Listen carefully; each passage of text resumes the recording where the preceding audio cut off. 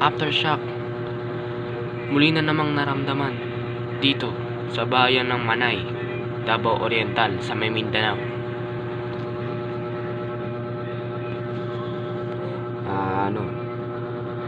Narito ang aking pagbabalita.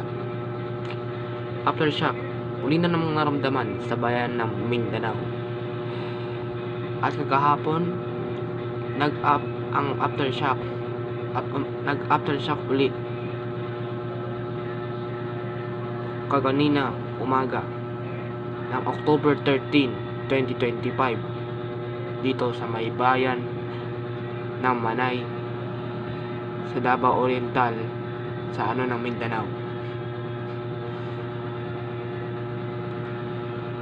At ayun ang aking balita